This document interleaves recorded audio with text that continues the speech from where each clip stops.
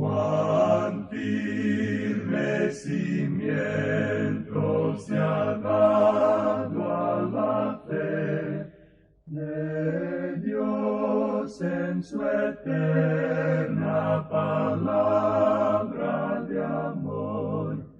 Con el propósito de compartir con usted las inmutables verdades de la palabra de Dios, presentamos A través de la Biblia, un estudio detallado y sistemático de toda la Biblia que le ayudará a conocer lo que Dios ha revelado para nuestro provecho espiritual.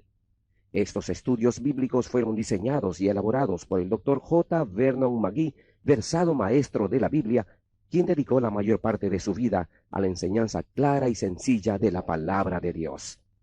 Acompáñenos, pues, mientras avanzamos en nuestro recorrido a través de la Biblia. Cuán firme cimiento la palabra de Dios.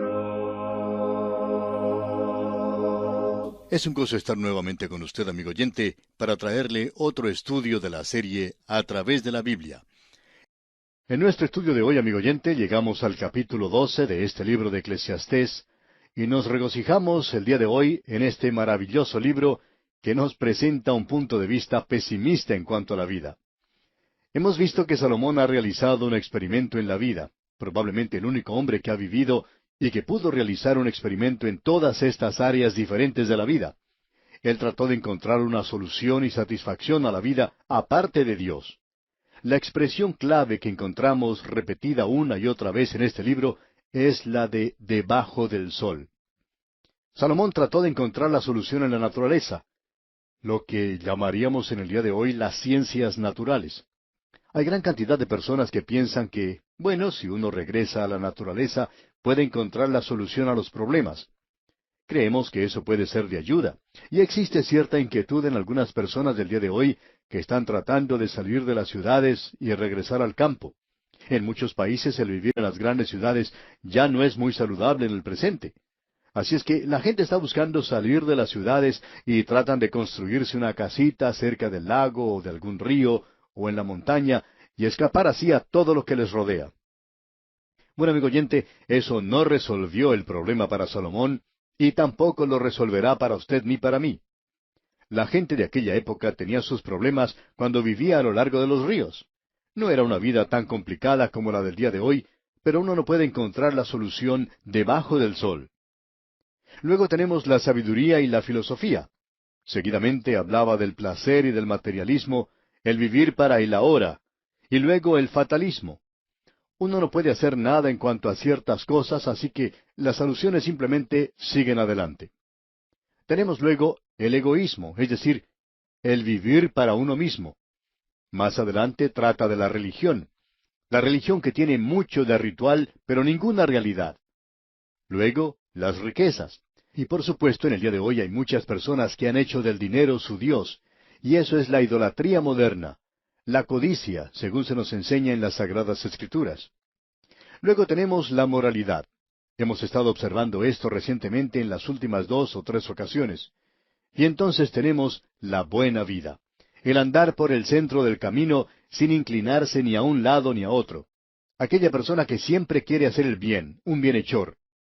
Amigo oyente, eso a veces nos hace vivir una vida muy desabrida. Pensamos que la rebelión que hemos tenido de los jóvenes ha sido producto de esto, más que de ninguna otra cosa. Los jóvenes pueden observar cómo el papá y la mamá están viviendo. Viven una vida en la cual no se quieren comprometer por nada ni con nada. No defienden a nadie y tratan de ser amables, buenos, tratan de hacer el bien y aún así tratando de conseguir dinero. Con ello demuestran una cristiandad falsa y la juventud se rebela en contra de eso. Y uno no puede echarle la culpa a ellos por eso. Pero no creemos que hayan encontrado la solución para la vida. Por cierto que no lo han hecho. Y llegamos ahora a la última conclusión a la que ha llegado Salomón. Y esto lo encontramos aquí en el capítulo 12 de este libro de Eclesiastés. Tenemos ante nosotros un cuadro poético de la ancianidad, pero no es en realidad un cuadro muy hermoso de observar. Creemos que en el mensaje de hoy tendremos algo que decir a los jóvenes y también algo para los ancianos. Y vamos a tocar ambos extremos de la vida hoy. Y hay algunos que dicen que no hay comunicación entre estos dos grupos, que existe un abismo entre los dos. Bueno, no existe ninguna clase de abismo en la palabra de Dios, amigo oyente. Y al ver que estas cosas no satisfacen para nada, Salomón aconseja regresar a Dios. Y dice entonces aquí en este versículo 1 del capítulo 12 de Eclesiastés: Acuérdate de tu Creador en los días de tu juventud, antes que vengan los días malos y lleguen los años de los cuales digas, no tengo en ellos contentamiento.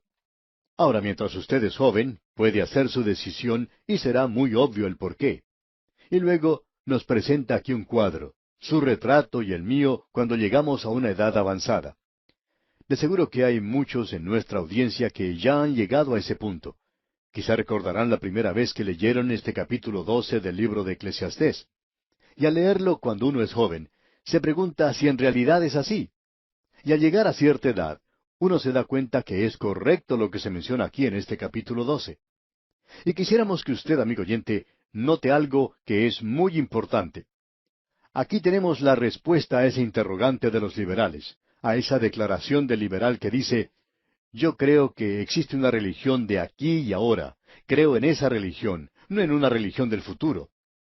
Bueno, aquí tenemos una religión del aquí. Y eso quiere decir el estar relacionado apropiada y correctamente con Dios. Dios tiene algo para el aquí y para el futuro. Y eso es, por supuesto, el vivir para Él. ¿Por qué? Bueno, escuche lo que dice aquí el versículo 2 de este capítulo 12 de Eclesiastés. Antes que se oscurezca el sol, y la luz, y la luna, y las estrellas, y vuelvan las nubes tras la lluvia. ¿Qué es lo que ha ocurrido? Bueno, este es un cuadro de la ancianidad. Y debemos confesar que no es tan hermoso o atractivo como uno quisiera que fuese. ¿Qué es lo que quiere decir entonces, antes que se oscurezca el sol, y la luz, y la luna, y las estrellas? ¿Quiere decir acaso que se van a apagar? No, amigo oyente. Quiere decir que su vista no será tan buena como cuando era joven. Hay muchos que tienen que llegar a usar anteojos o lentes, como se conoce, para poder ver mejor.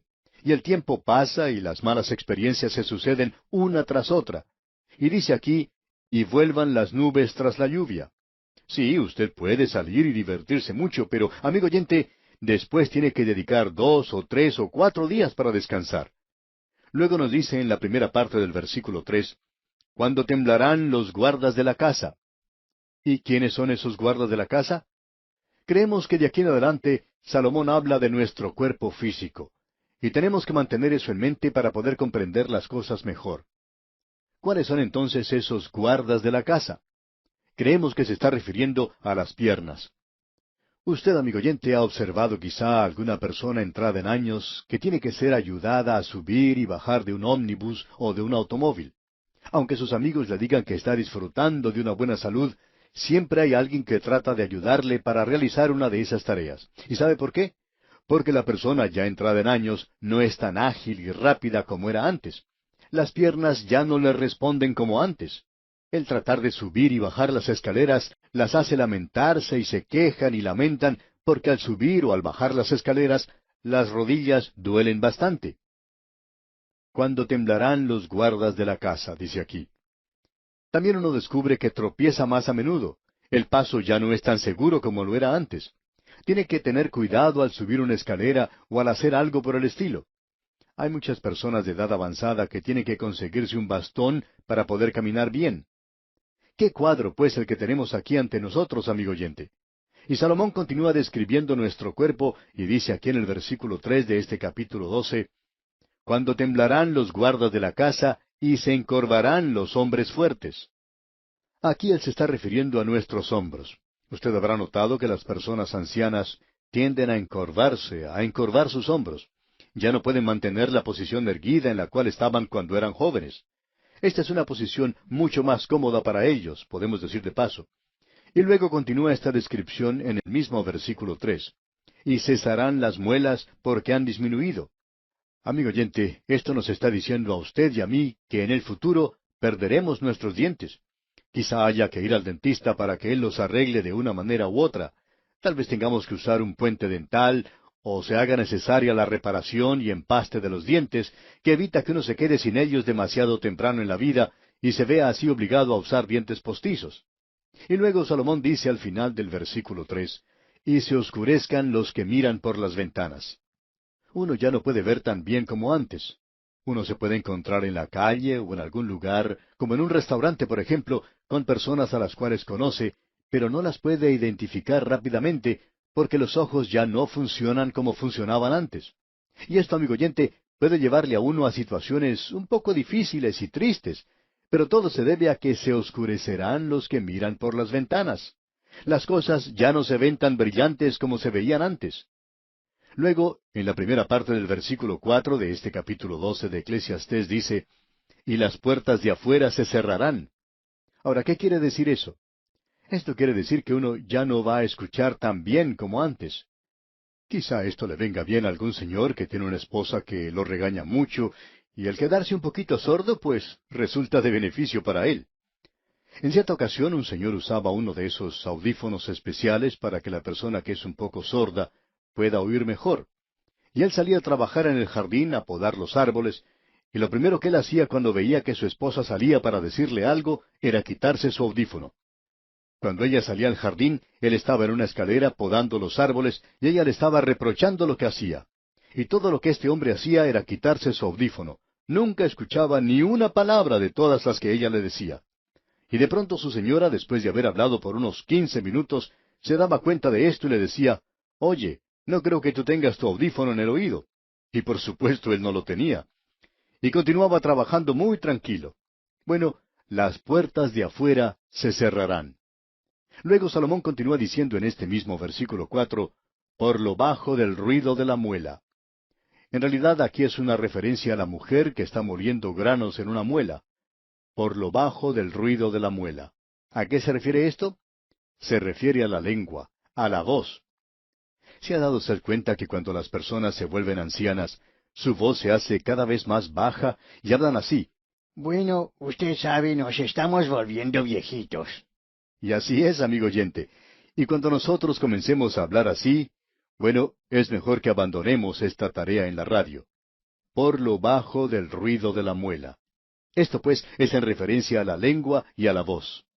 Notemos ahora lo siguiente aquí en este mismo versículo 4. Cuando se levantará a la voz del ave. Usted recordará que cuando era más joven, ni siquiera el reloj despertador lo despertaba por la mañana. Tampoco le molestaba el ruido que hacen los niños, ni la música que se escuchaba en la casa del vecino o cualquier otra cosa. Sin embargo, ahora, cualquier pajarito cantando le hace despertar. Luego nos dice al final del versículo 4, y todas las hijas del canto serán abatidas. Esto quiere decir que uno ya no puede cantar como cantaba antes. Si era miembro del coro, tendría que abandonar esa posición. Usted ya no podrá entonar las melodías como lo hacía cuando era joven. Un director de música muy destacado fue Homer Rodeheaver. Era algo emocionante escucharlo cantar cuando este hombre era joven. Luego, cuando él ya había llegado a ser un septuagenario, aún se presentaba en algunas iglesias a dirigir el canto. Aún entonces era un director de música maravilloso. Y según algunas personas, no había nadie que pudiera superarle. Pero de vez en cuando él cantaba una estrofa de un himno, y en realidad hubiera sido bueno si él hubiera leído este versículo antes de hacer eso, porque su voz ya no era lo que había sido antes. Y hay muchas personas en el día de hoy que deberían darse cuenta de esto, de que ya no pueden cantar como antes.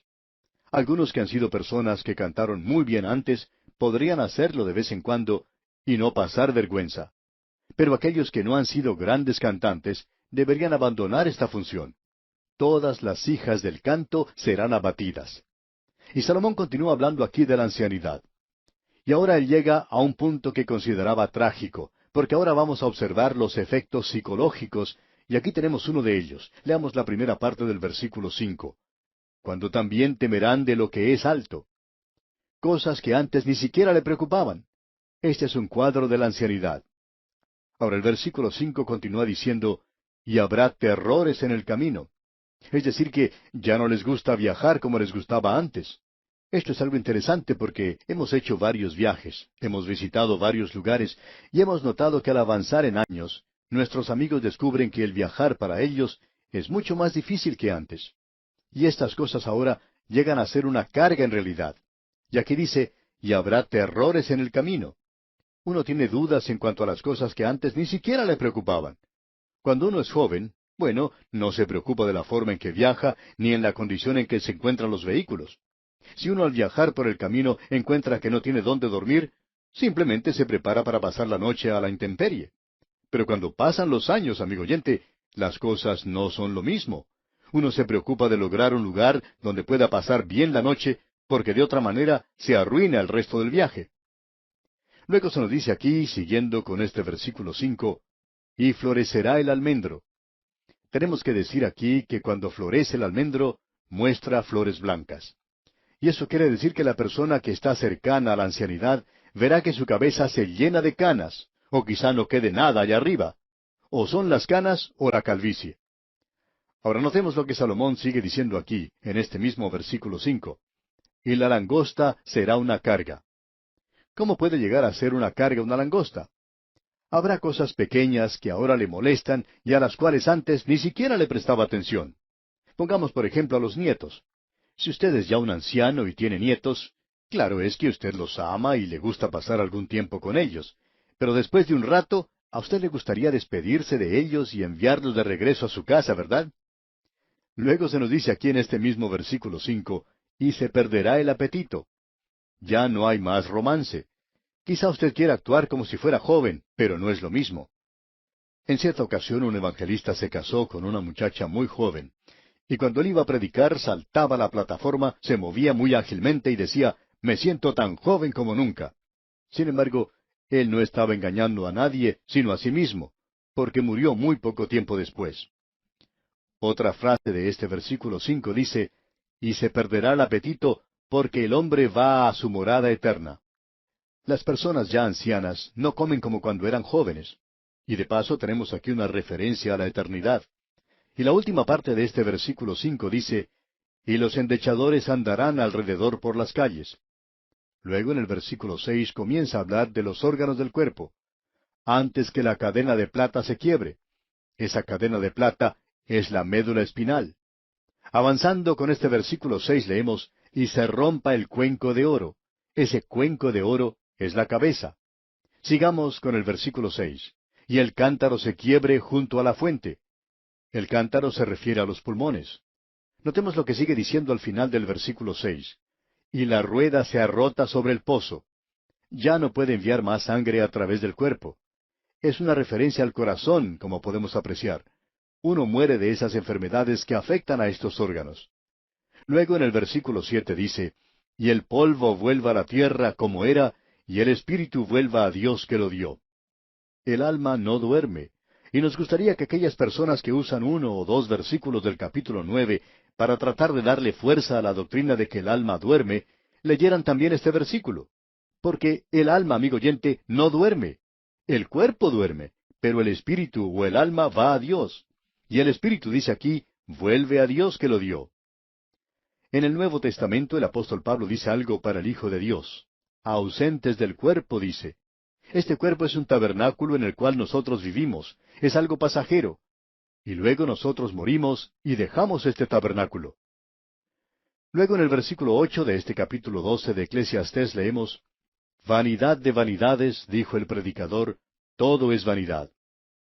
Joven amigo, la vida es un vacío si usted la está viviendo nada más que para aquí y para ahora.